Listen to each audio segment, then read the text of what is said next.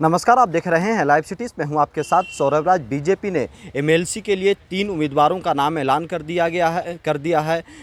मंगल पांडे के साथ साथ डॉक्टर लालमोहन गुप्ता, उसके साथ अनामिका सिंह को भी मैदान में उतारा है, लेकिन शहनवाज हुसैन का नाम कट हो गया है। मेरे साथ बात करने के लिए सीनियर जर्नलिस्ट ज्ञानेश्वर, इनसे बात करेंगे। ज्ञानेश्वर जी, शहनवाज हुसैन का नाम काट दिया गया है, एमएलसी अब नहीं बनेंगे वो बिहार में।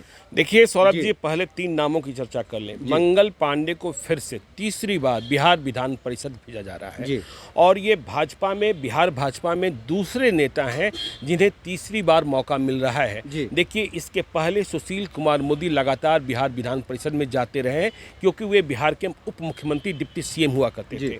देखिए, अब ऐसे नाम चले आ रहे हैं बीजेपी के भीतर से जिनकी पहचान, जिनके बारे में बहुत लोगों को पार्टी के भीतर भी पता नहीं होता है, जैसे डॉक्टर लालमोहन गुप्ता। जैसे ही नामों की घोषणा हुई, हमने बिहार बीजेपी के कई नेताओं से पूछा, क्योंकि मैं स्वयं नहीं जान रहा था कि डॉक्टर लालमोहन गुप्ता हैं कौन। कोई जाने पहचाने चेहरे प्रदेश के स्तर पर दिखाई नहीं पड़ रहे थे, तो पहले तो किसी को पता ही नहीं था। फिर कुछ देर के बाद लोगों ने जानकारी इकट्ठा की और बताया कि ये मुंगेर के जिलाध्यक्ष रहे हैं और अभी बांका के प्रभारी हैं। देखिए, अनामिका सिंह की पहचान इसलिए है क्योंकि वह मीडिया पैनलिस्ट रही है, प्रवक्ता रही हैं, टीवी चैनल्स पर, डिजिटल चैनल्स पर जाती रही हैं। तो ये 3 नाम हो गए। और देखिए, चौथा जो एनडीए के कोटा से संतोष सुमन मांझी, उन्होंने नामांकन भर ही दिया है। नामांकन भरने की अंतिम तारीख जो है वह 11 मार्च है। तो अब देखना ये है कि शहनवाज हुसैन, ठीक आपने कहा कि शहनवाज हुसैन को टिकट नहीं मिला। शहनवाज हुसैन का क्या होगा? शहनवाज हुसैन क्या पैदल कर दिए गए? बीजेपी में अब उनके लिए कोई जगह नहीं बची है। देखिए, शहनवाज हुसैन को जब पिछली बार बिहार विधान परिषद के लिए भेजा गया था, तब भी उन्हें पूर्ण कार्यकाल नहीं मिला था, लेकिन उन्हें एमएलसी बनाया गया और एनडीए सरकार में वे बिहार के उद्योग मंत्री, इंडस्ट्री मिनिस्टर बने थे और उन्होंने बहुत शानदार काम किया और ऐसा लगने लगा था कि बिहार में औद्योगिक क्रांति आ सकती है। लेकिन फिर बिहार में महागठबंधन की सरकार बन गई और इसके बाद वे मंत्री पद से हट गए। लेकिन नीतीश कुमार की कृपा रही कि उनका मंत्री का बंगला खाली नहीं कराया गया। लेकिन अब तो वे बिहार विधान परिषद के सदस्य भी नहीं रह गए और नहीं रहेंगे, तो उनका बंगला भी खाली होगा। ऐसे में बड़ा सवाल ये पैदा होता है कि शहनवाज हुसैन का भविष्य क्या है, बीजेपी के भीतर भविष्य क्या है। जब वे बिहार विधान परिषद के सदस्य बने थे तो बहुत लंबे अरसे के बाद उन्हें पुनर्वासित किया गया था। तो अब शहनवाज हुसैन, क्या लोकसभा का चुनाव उन्हें लड़ने को दिया जाएगा? लोकसभा चुनाव भी सामने है। 14 तारीख या 15 तारीख या 16 तारीख को चुनाव की रणभेरी बज जाएगी। तो शहनवाज हुसैन विधान परिषद नहीं गए और लोग यह मान रहे थे, शायद नीतीश कुमार भी चाहते थे कि शहनवाज हुसैन को विधान परिषद भेजा जाए। नीतीश कुमार चाहते थे और उन्हें फिर से बिहार मंत्री परिषद में शामिल किया जाए, क्योंकि उन्होंने उद्योग विभाग में बहुत अच्छा काम किया था। लेकिन अब शहनवाज हुसैन, क्या उन्हें मुसलमान होने की सज़ा मिल रही है?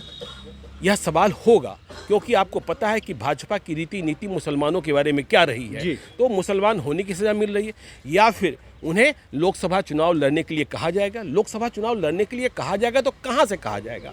देखिए, जब तक बिहार में महागठबंधन की सरकार थी, बीजेपी के पास यह अवसर था कि वह भागलपुर में बीजेपी का कैंडिडेट उतार सके और शहनवाज हुसैन इसके लिए लगातार तैयारी भी कर रहे थे। वे लगातार क्षेत्र का दौरा कर रहे थे। वे 2009 में चुनाव भी जीते थे भागलपुर से। 2014 में मामूली मतों के अंतर से चुनाव हार गए थे, क्योंकि चुनाव के 2 दिनों पहले गिरिराज सिंह ने कुछ ऐसा वक्तव्य दे दिया था उधर देवघर में, पास में देवघर में, कि जितने मुसलमान हैं पाकिस्तान चले जाएं। इसका असर वहां दिखाई पड़ा था भागलपुर में। और जो मुसलमान वहां के वोटर थे, उन्होंने मत कर दिया था जेडीयू, जो अकेले चुनाव लड़ रहा था, अबू कैसर उम्मीदवार थे, उन्हें मत प्रदान कर दिया था। लेकिन जब बिहार में एनडीए की सरकार बनी तो भागलपुर की सीट बीजेपी के पास नहीं रहती है, नहीं है। 2019 में तो नहीं है, 2024 में भी नहीं है। अब तो बीजेपी और जेडीयू साथ में है। तो 2024 में भागलपुर सीट पर जो दावा है वह जेडीयू का बनता है। हालांकि यह बात चल रही है कि जेडीयू के जो मौजूदा सांसद हैं अजय मंडल, उनका टिकट काटा जा सकता है। लेकिन वहां आप देख रहे हैं, सुन रहे हैं, गोपाल मंडल जो विधायक हैं वे लगातार दावा ठोक रहे हैं। उन्हें टिकट मिलेगा नहीं मिलेगा, वे अपने बरबोलेपन के लिए जाने जाते हैं, ये दूसरी बात है। लेकिन भागलपुर सीट पर बीजेपी का दावा नहीं बनता है, और यदि भागलपुर सीट पर शाहनवाज हुसैन को चुनाव लड़ने को कहा जाता है तो पहले यह सीट भाजपा को जेडीयू से प्राप्त करना होगा। लेकिन एक और चर्चा है, और इस चर्चा की ओर हमने कई दिनों पहले इस बात का संकेत भी दिया था अजीत द्विवेदी शो में कि देखिए शाहनवाज हुसैन को किशनगंज से लोकसभा चुनाव लड़ने को कहा जा सकता है। यह अंतिम मौका और अंतिम चॉइस उनके लिए होगा। और शाहनवाज हुसैन अब तक, देखिए शाहनवाज हुसैन किशनगंज से एक बार सांसद रहे हैं, भाजपा की जीत का परचम उन्होंने वहां लहराया है, लेकिन जब वे वहां से हटे तो फिर उन्होंने मुड़कर किशनगंज नहीं देखा। किशनगंज में उनकी जान पहचान है, संपर्क है, सब कुछ है, लेकिन किशनगंज आपको याद होगा 2019 में जेडीयू और बीजेपी में 17 सीटों का बंटवारा हुआ था। एलजेपी को 6 सीटें मिली थी, तो जेडीयू 17 में से 16 सीटें चुनाव जीत गई थी और किशनगंज हार गई थी। किशनगंज में कांग्रेस के डॉक्टर मोहम्मद जावेद चुनाव जीते थे, वह भी बहुत कांटे के मुकाबले में। वहाँ ओवैसी के उम्मीदवार ने बहुत ज़बरदस्त लड़ाई लड़ी थी और डॉक्टर मोहम्मद जावेद जीते ही जीते थे, ठीक है ना। कांग्रेस उम्मीदवार थे और वे जेडीयू के उम्मीदवार से चुनाव हारे थे। तो इस बार 2024 में चर्चा ये है कि जेडीयू ने किशनगंज की सीट छोड़ दी है। जो सीट शेयरिंग की बातें हो रही है कि जेडीयू किशनगंज की सीट बीजेपी के लिए छोड़ चुकी है।